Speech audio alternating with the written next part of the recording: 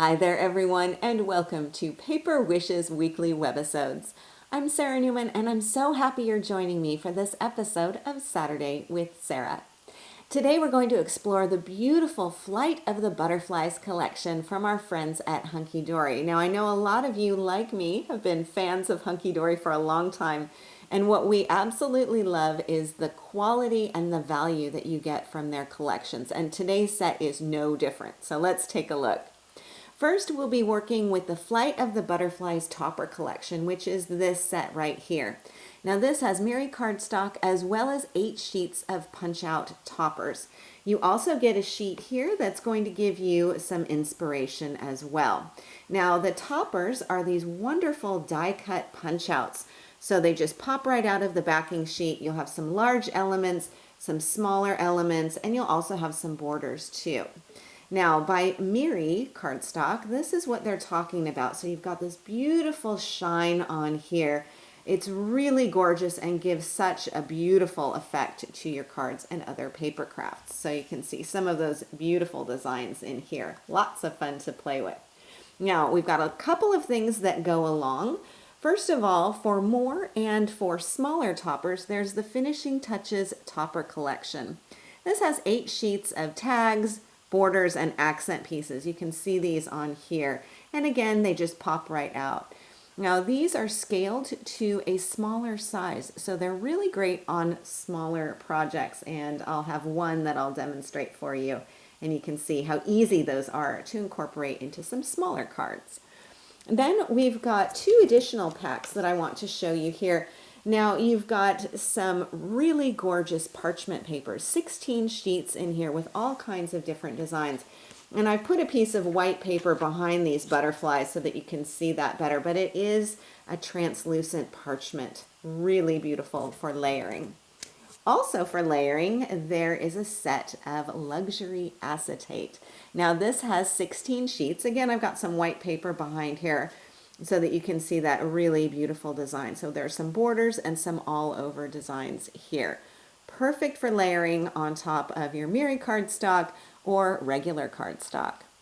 Now there's also a pad, and this, I'm just a big fan of Hunky Dory's pads because they give you these really wonderful instant focals, perfect for the outside of your card, or of course they go for the inside of the card as well.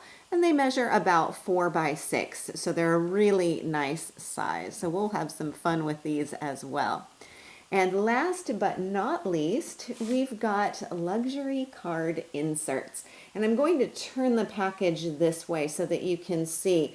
These are meant to be folded or cut apart and used for the inside of your card. So these are a lighter weight pattern paper, which gives you a nice finishing touch without a lot of bulk. Now, if you're looking at these and going, well, I could also use those on the front of my card, absolutely you could. So we'll talk about how versatile these are in combination with all of the other supplies. So of course, everything is totally coordinated and you can mix and match so easily for cards and other paper crafts. I've got a couple of projects to share with you today and some demos too. As you can see, we have a lot of fun things to explore, and I'm really glad you're here. Come play with us. Let's begin with this card, which is a good example of the layering possibilities in this collection. So the base of my card is a piece of the Miri Magic cardstock from the Topper collection. And layered on top, I have a piece of acetate. You can see the gold border at the top and the bottom. Then I've added this frame and the focal image from the Topper set, as well as this little accent piece. Then a simple bow is all that I need for a touch of softness and to create some nice balance, kind of corner to corner. Now, normally I make my cards on top of hot off the presses blank white card bases, which measure 5 by 6.5 inches. And you can see the difference here. This folded card will measure 8.25 by 6 inches. So it's giving me a larger surface to work on.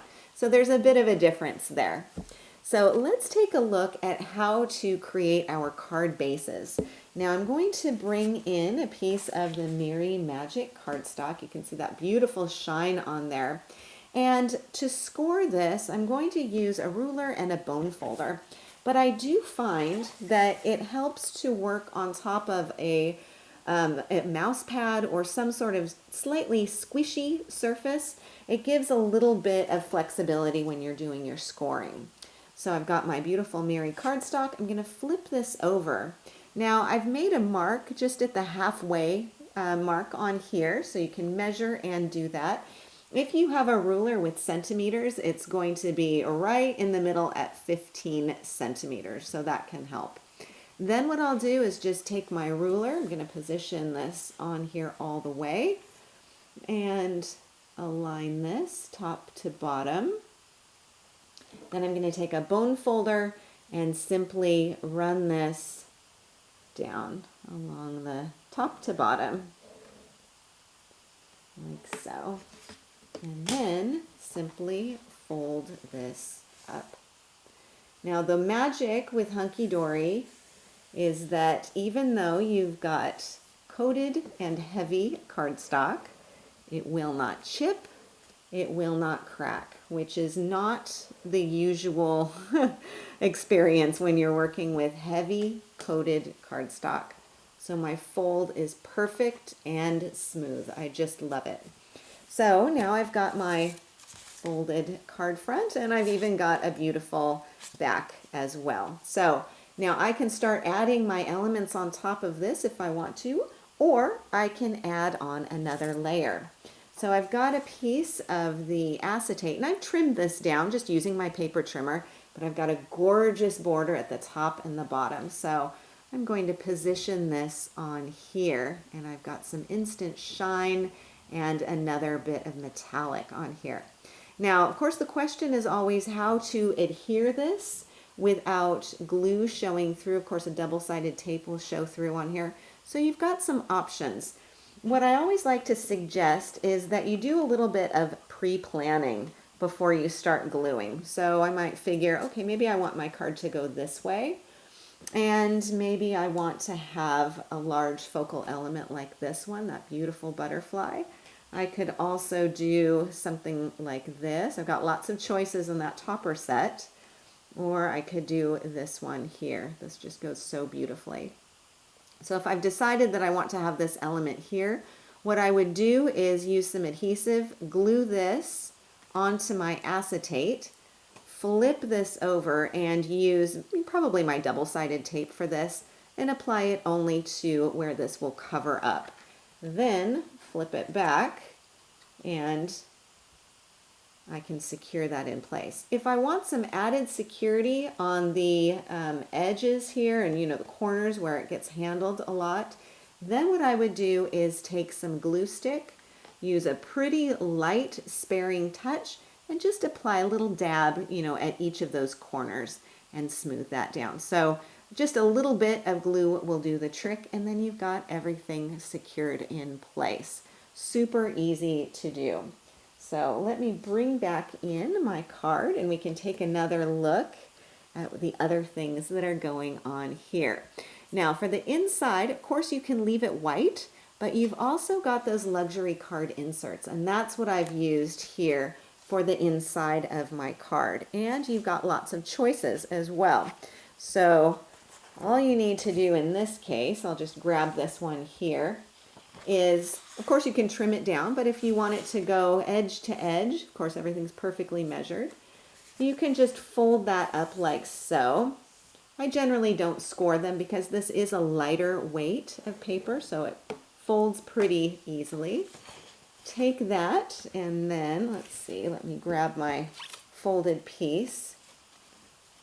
Simply nest it inside.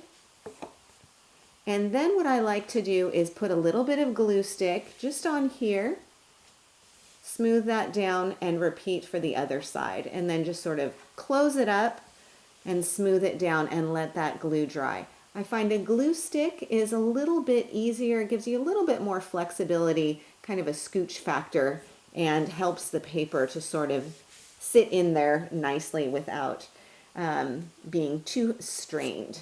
Okay, so that's what I've done on here. I've got the inside, I've got that beautiful butterfly paper in here.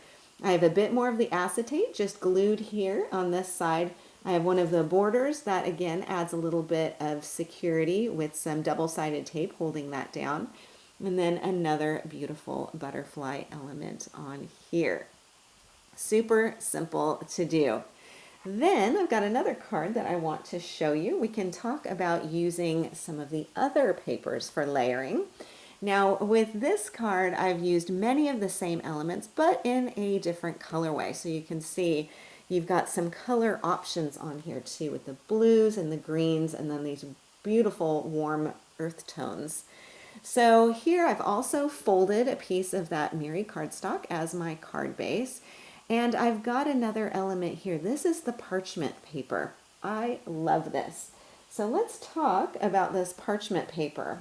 This is the one that I'm using. You can see it's got a really nice translucency to it, which means that when you're layering it, you've got lots of options. So if I layer it right on top of the Miri cardstock, I could get something that looks like this. I can also play with, for example, this is just plain white paper. You can see how that will brighten up those butterflies. I can use some of the insert paper, so that will give me a different look as well. And that's what I've done for this area here. So all I need to do is just find the piece that I like and secure the two together, and then I've glued them both onto the front of the card.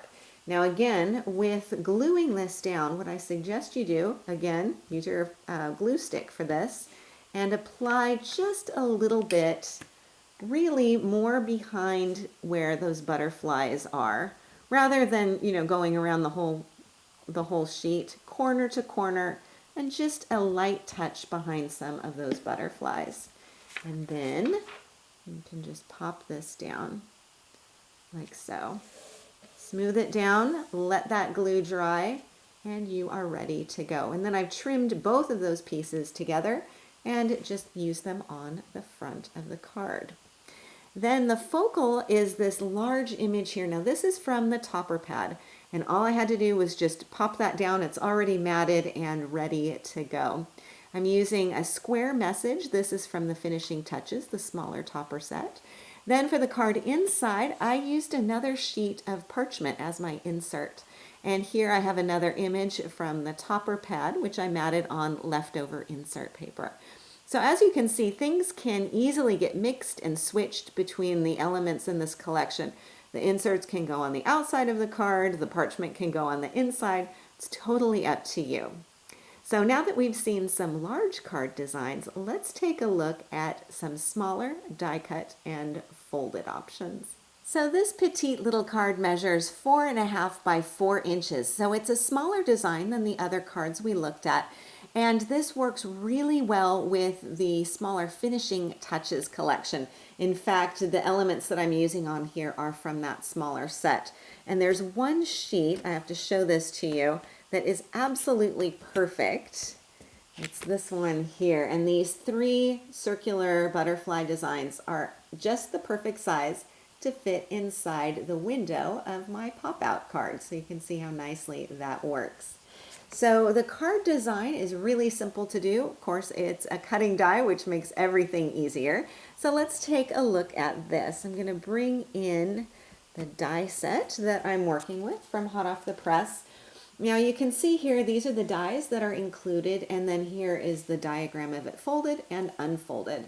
Now the other nice thing, of course, is that with hot off the press dies, they will also give you, for these folding instructions, step-by-step instructions as well as a diagram here. It's pretty simple to fold up, but it's always nice to have someone just kind of guide you through which are the mountain folds and which are the valley folds. And then you've got a card project on here as well for a little inspiration. So let me show you the die itself. There's the large die, and then here's the smaller element, looks like a pie piece. So what I'm going to do is die cut 1 of these and then 2 of this little guy here. And I do recommend you use your low tack tape when you're die cutting this. Just prevents things from sliding around on your die cutting machine as you're cutting this out. So once you have this piece die cut, you're going to have an element that looks like this. And I've just done this from plain cardstock.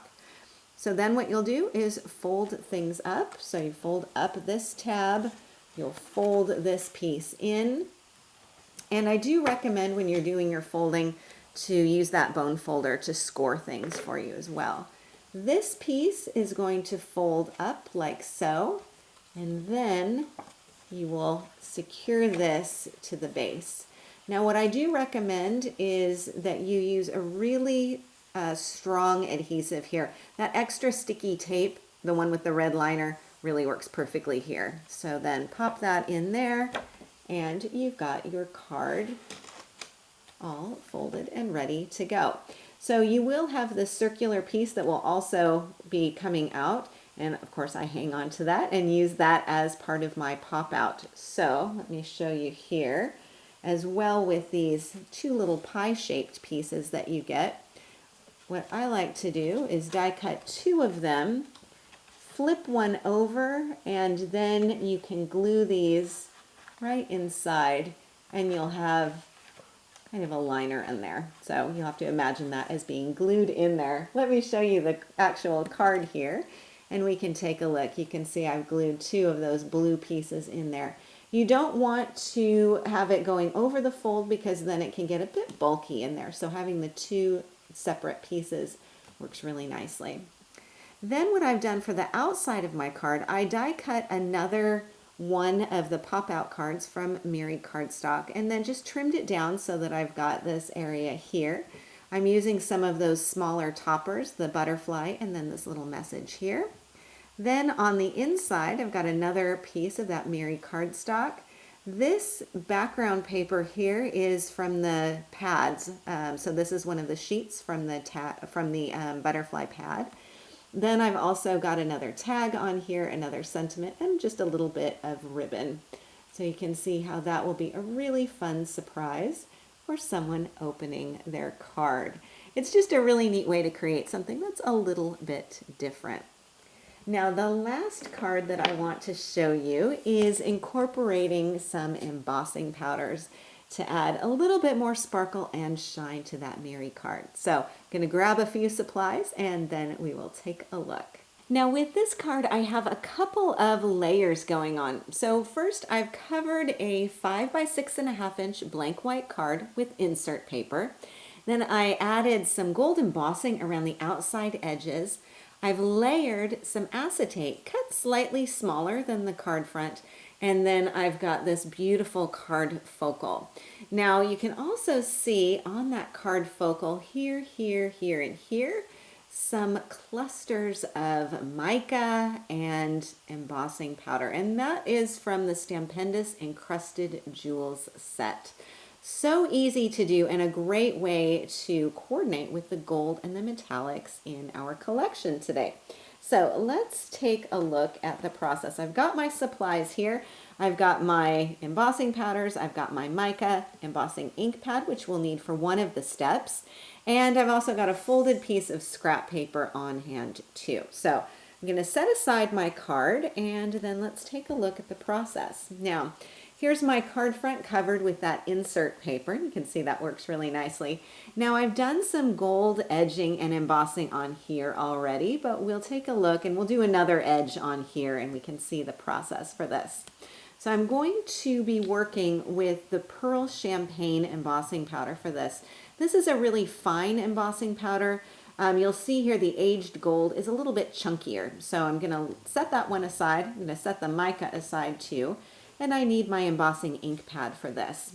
So what I'll do is open up my scrap paper here, and I'm going to take some of that Pearl Champagne.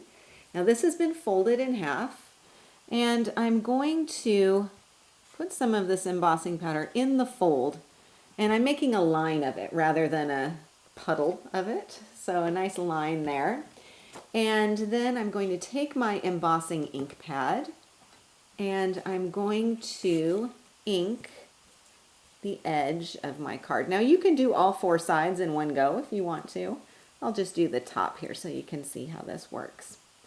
Okay, so I've inked it pretty heavily and I'm going to flip it over and I'm going to dip that edge into my line of embossing powder. That's why you want a line of it. So you can see that on here. Now, before I do my heat setting, I'm going to use that folded piece of paper to funnel this back into my jar. Of course, we don't want any to go to waste. So that's another benefit of the folded scrap paper. And then, of course, another important tip, make sure that lid is on before you turn on your heat tool. And that's what I'm going to do next. So bear with me while the heat tool is running and we will watch this melt.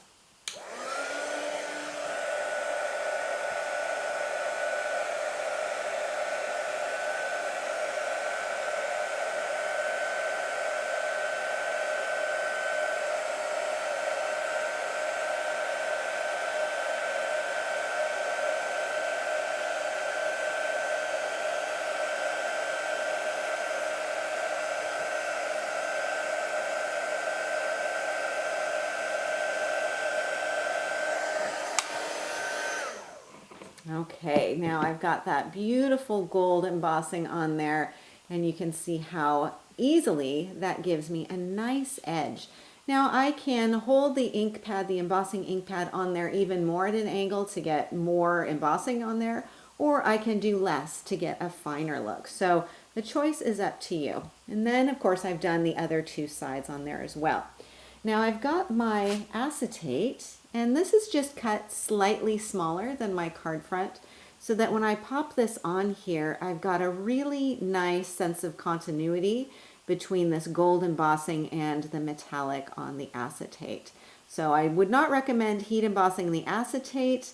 It is not labeled as being heat resistant, so this is a great way to get a nice frame effect without using any embossing on your acetate. So that's the top layer on here. Now, if I'm bringing in my card again, you can see here on my focal image those beautiful clusters of embossing and mica. Now, let's take a look at how to do this. I'll set these aside, and we can take a look at the these beautiful toppers in the topper pad. So, as you can see, the hardest part here is going to be choosing which one to use because they're all so beautiful. This is really such a gorgeous collection. And any of them will do. I'll take this one since I've got it out and ready to go. And what I can do is kind of figure out where I want those clusters to go. Maybe I want to have one here and maybe one over here. So again, what I'm going to do is grab my folded piece of scrap paper here. I'm going to pop this just on top, and this is to catch all of my excess. So I'm going to be working with both of the embossing powders, so the fine pearl and then also the chunkier aged gold. And then I'm going to add my mica. Now here's the interesting thing. I do not need my embossing ink pad for this. This is the encrusted jewels technique, and we've got a whole video on this, another webisode on it, but I'll give you another quick demo here. So what I'm going to do is just get a little bit of the embossing powder out of the jar. I'm using my craft knife for this.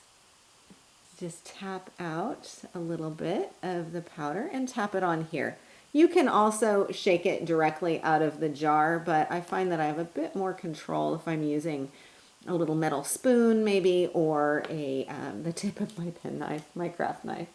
So that's the pearl. Then I'm going to add some of the chunkier bits of embossing powder. And you want to do this because this is going to give something for the mica to stick to when it melts. Otherwise the mica will not melt by itself. It's not an embossing powder. So now I've got my mica, and I want to make sure when I apply my mica in here that I'm doing it onto the embossing powder so that it will stick to something when it melts. Okay, so there we go. Again, caps on before I start the heat setting. So this is the trick to this. If I take my heat tool and simply turn it on and point it at this, of course everything is going to blow right off. So what I need to do is heat from underneath. So apologies on the angle of this for the video, but I'll need to hold this up a little bit in order to get that heat tool underneath. So bear with me and we will take a look.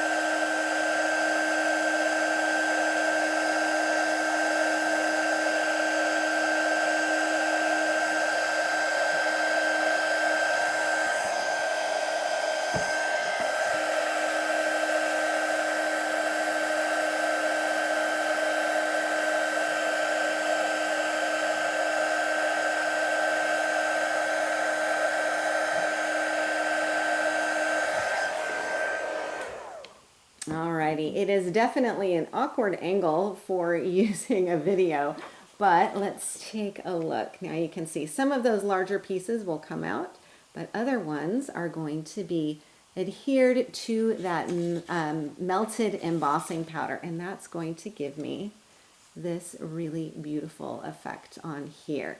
Now, if you notice that some of this is a little bit wavy, what I do is put this under a stack of books once everything has cooled, and that will flatten everything out so that when you are ready, you will have a card focal like this that can just be glued right onto the front of your card. Simple and easy to do, and just a really nice way to get some added texture on there. Now for the card inside, I have some more of that insert paper, and I've done some embossing around the edges here as well. And I've got a finishing touches topper on here with just a little bit of gold ribbon on there to accent that. And that is our final card for today. And a big thank you to our friends at Hunky Dory for this gorgeous butterfly collection and for always giving us such amazing value for money and the supplies to create gorgeous cards that absolutely shine. And a big thank you to you for joining me today. We're so very glad you're here, and we're happy that you're part of the Paper Wishes family. Do feel free to leave a comment. We love to hear what you think. Each item can be purchased separately, and you can see them below. However, we've also bundled them into a creative money saver just for you. Be sure to see the money saver on the right side of your screen at paperwishes.com. And if you're watching us on YouTube, just have a look in the description box below this video. There you'll find a link that will take you to our Paper Wishes webisodes page, and you can see everything that I just mentioned. If you enjoyed our video today, we'd really appreciate a thumbs up. It helps people to find our channel. And don't forget to subscribe. We create 3 to 5 videos each week, so there's always something fun to inspire your creative spirit.